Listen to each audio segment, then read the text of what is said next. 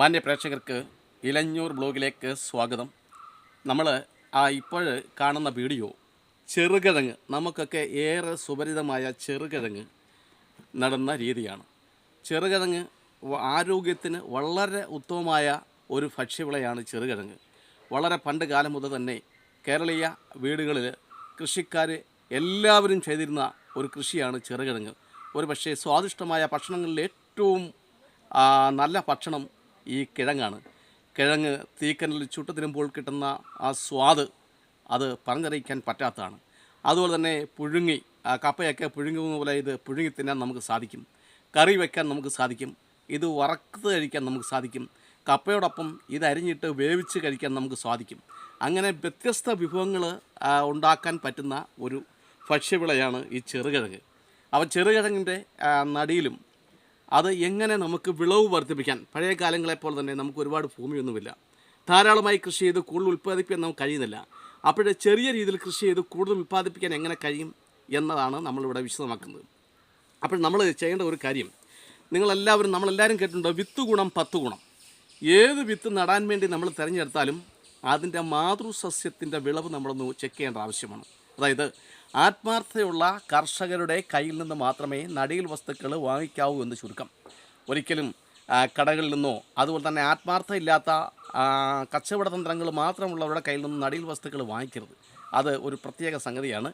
നടീൽ വസ്തുക്കൾ എപ്പോഴും കൃഷിയെ സ്നേഹിക്കുന്നവരുടെയും ഒരു കർഷകൻ്റെയും ഒക്കെ കയ്യിൽ നിന്ന് മാത്രമേ നമ്മൾ മേടിക്കാവൂ. അത് ചിലപ്പോൾ അല്പം വില കൂടുതൽ കൊടുക്കേണ്ടി വരും. എന്നാൽ തന്നെയും ഏറ്റവും നല്ല വിത്തുകളായിരിക്കും അവർ തിരഞ്ഞെടുത്തത്. കാരണം ഇതിൻ്റെ നിലനിൽപ്പ് ആഗ്രഹിക്കുന്നവരാണ് നടീൽ വസ്തുക്കൾ വിതരണം ചെയ്യുന്നത്. അപ്പോഴെങ്ങനെയാണ് നമുക്ക് ഈ ചെറുകിഴങ്ങ് നല്ല രീതിയിൽ ഉൽപ്പാദിപ്പിക്കാൻ കഴിയുക എന്നാണ് നമ്മൾ നോക്കുന്നത്. ആദ്യമായിട്ട് നമുക്ക് തടം വെട്ടുന്നത് കാണാം. തടം വൃത്താകൃതിയിലാണ് തടം വെട്ടുന്നത്. അത് മുതൽ നമുക്കൊന്ന് കാണാം. എല്ലാവരും ഒന്ന് ശ്രദ്ധിക്കുന്നത് നല്ലതാണ്.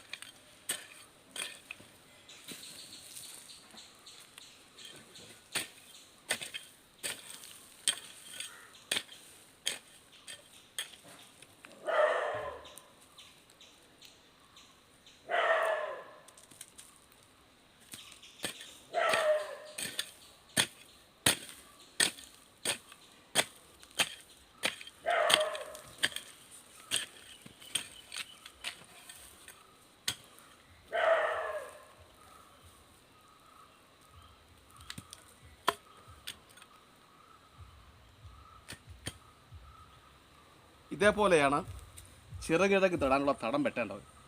കാരണം ഈ കിഴങ്ങ് അത് നല്ല മണ്ണ് ഇളക്കം വേണം. അതുപോലെ തന്നെ തടത്തിൽ ശരിക്കും മണ്ണും വേണം. അപ്പോൾ അങ്ങനെയാണ്. ഇനി നമുക്ക് വളമിടണം. വളം നമ്മളിപ്പോൾ എടുത്തിരിക്കുന്നത്, നമ്മളെല്ലാ കൃഷികൾക്കും ചേർക്കുന്ന ഒരു സംഗതിയാണ് എല്ലുപൊടി. നമ്മൾ ഇത്ര എല്ലുപൊടി ചെതറി കൊടുത്തു. പിന്നെ നമ്മൾ ഇത്ര ആട്ടിൻപുഴുക്ക നമ്മൾ ചെതറി കൊടുത്തു. പിന്നെ നമ്മൾ ചെയ്യുന്നത്, ഇത് കമ്പോസ്റ്റ് വളമാണ്. കമ്പോസ്റ്റ് വളം നമ്മൾ ഒരു ചട്ടിയുടെ പകുതി കമ്പോസ്റ്റ് വളം നമ്മൾ ചിതറി കൊടുത്തു. ഇനി നമുക്ക് ഇതെല്ലാം കൂടെ ഒന്ന് മിക്സ് ചെയ്യണം.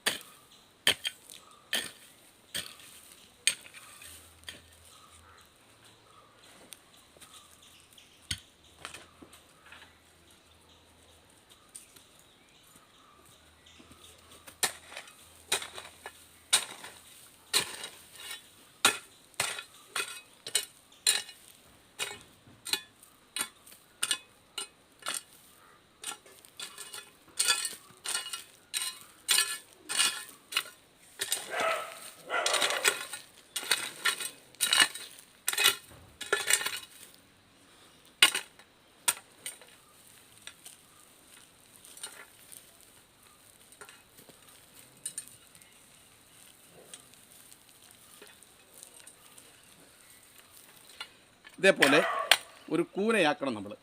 കാരണം ഇതിനകത്താണ് ഈ കിഴങ്ങ് ഇരുന്ന് വളരുന്നത്. അപ്പം മണ്ണടഞ്ഞ് വളവും എല്ലാം കൂടെ കൂട്ടി ഇളക്കി ഒരുപാട് ആഴത്തിൽ കുഴിക്കരുത്. എപ്പോഴും ഒരുപാട് ആഴമില്ലാത്ത രീതിയിൽ വേണം കുഴി കുഴിക്കാൻ. കാരണം കിഴങ്ങ് താപ്പോട്ടാണ് പിടിച്ച് കിടക്കുന്നത്. അപ്പം നമുക്ക് കിളച്ചെടുക്കാൻ പറ്റണം. ഇല്ലെങ്കിൽ കിളച്ചെടുത്താൽ മുറിവ് വരും. ഇനി നമ്മൾ ശ്രദ്ധിക്കേണ്ട ഒരു കാര്യം എന്ന് വെച്ചാൽ ഇതൊരു കിഴങ്ങാണ്. ഇതേപോലെ മുള വരും. ഇതൊരു കിഴങ്ങാണ്. ഈ കിഴങ്ങ് ചെറിയ വലിപ്പം കുറഞ്ഞ കിഴങ്ങ് മാത്രമേ നമ്മൾ നടാനായിട്ട് എടുക്കാവൂ. ഈ കിഴങ്ങ് ഇവിടെ കിളിച്ച് വേര് ഇവിടുന്നാണ് പോകുന്നത്. ഇവിടെ ഒന്നും വേരുണ്ടാവത്തില്ല. ഇവിടുന്നാണ് വേര് പോകുന്നത്. അതുകൊണ്ട് തന്നെ ഈ കിഴങ്ങ് നമ്മൾ കൈ കൊണ്ട് തന്നെ ഒരു കുഴി കുഴിക്കും.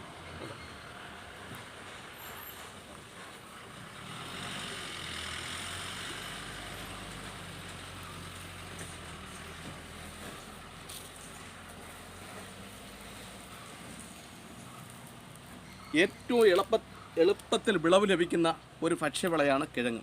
6 മാസം കൊണ്ട് ഇതിൻ്റെ വിളവ് പൂർത്തിയാവും.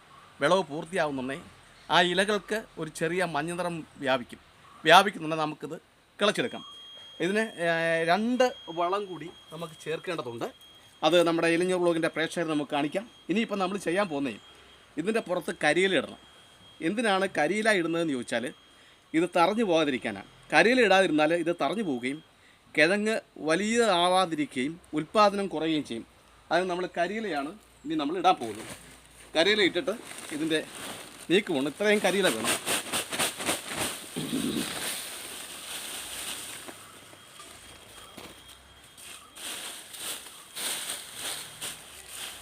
കരിയില ഇട്ടു. ഇനി നമ്മൾ ഈ കരിയിലയുടെ മുകളിൽ മണ്ണിടുക. മണ്ണിട്ട് കിളിച്ച് വരുന്നുണ്ടെങ്കിൽ വള്ളി ആയിട്ടാണ്, പടരുന്ന വള്ളിയായിട്ടാണ് ഈ കിഴങ്ങ് വളരുന്നത്. അപ്പോൾ നമ്മൾ കമ്പിലോ അല്ലെങ്കിൽ മറ്റേതെങ്കിലും വൃക്ഷത്തിലോ ഇത് കയറ്റി കൊടുക്കുക. കയറ്റി കൊടുത്തിട്ട് 2 വളം കൂടി ചെയ്ത് മണ്ണ് വിടുന്നുണ്ടെങ്കിൽ മിക്കവാറും ഈ ഒരു കിഴങ്ങിൽ തന്നെ ഒരു 8 കിലോ 9 കിലോ 10 കിലോ വരെയുള്ള കിഴങ്ങുകൾ നമുക്ക് ഉണ്ടാക്കിയെടുക്കാൻ സാധിക്കും, വിളവെടുക്കാൻ സാധിക്കും. തീർച്ചയായിട്ടും അതിൻ്റെ വീഡിയോ ഇലഞ്ഞൂർ വ്ളോഗ് നിങ്ങൾക്ക് വേണ്ടി ഇടുന്നതാണ്. നമുക്ക് ബാക്കിയും കൂടെ നോക്കാം. ഇതെങ്ങനെയാണ് നമുക്ക് മണ്ണിടുന്നതും കൂടെ നമുക്ക് നോക്കാം. ഒരു പ്രയാസവുമില്ല.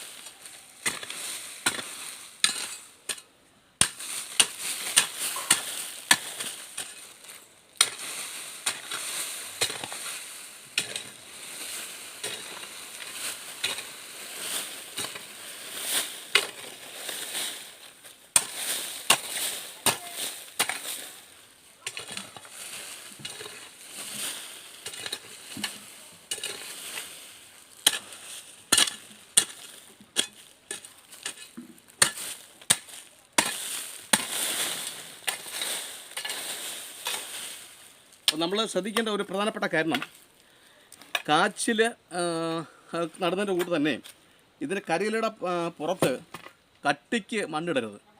കാരണം ഈ കിഴങ്ങിൻ്റെ വള്ളി കിളിച്ച് വരുന്നുണ്ട് ദുർബലമാണ്. അപ്പോൾ അത് ഈ കരിയിലയുടെ ഇടയിലൂടെ ഭൂമിക്ക് മുകളിലോട്ട് വരുന്നതിന് നമ്മൾ ഭാഗ്യമായി അതായത് ഇത്രയും മണ്ണിടാവും. പിന്നീട് നമ്മൾ ചെയ്യേണ്ട അടുത്ത വളം ഇത് വള്ളിയായി പറത്തി കഴിഞ്ഞതിന് ശേഷം നമ്മളൊരു വളം ചെയ്യണം. അന്നേരം മണ്ണ് ശരിക്കും നമുക്ക് കൂമ്പര കൂട്ടാം. കൂമ്പര കൂട്ടിക്കഴിഞ്ഞാൽ അത് അവിടെ നിന്ന് വളരും. ആദ്യത്തെ പ്രാവശ്യം നമ്മൾ ഇത്ര ചെയ്യാവൂ. അതായത് കിളിച്ച് വള്ളി അനായാസനം മേപ്പോട്ട് വരത്തക്ക രീതിയിൽ നമ്മൾ ചെയ്യാവൂ. തീർച്ചയായിട്ടും ഇലഞ്ഞൂർ വ്ളോഗിൻ്റെ ഇത്തരത്തിലുള്ള വീഡിയോകൾ നിങ്ങൾക്ക് ഇഷ്ടപ്പെടുന്നുണ്ടെങ്കിൽ, ആദ്യമായിട്ടാണ് ഞങ്ങളുടെ ചാനൽ നിങ്ങൾ കാണുന്നെങ്കിൽ ദയവായി സബ്സ്ക്രൈബ് ചെയ്യണം, ലൈക്ക് ചെയ്യണം, ഷെയർ ചെയ്യണം. എല്ലാവരുടെയും പൂർണ്ണമായ പിന്തുണയും സഹായ സഹകരണങ്ങളും സാരം പ്രതീക്ഷിക്കുന്നു. എല്ലാവർക്കും നന്ദി, നമസ്കാരം.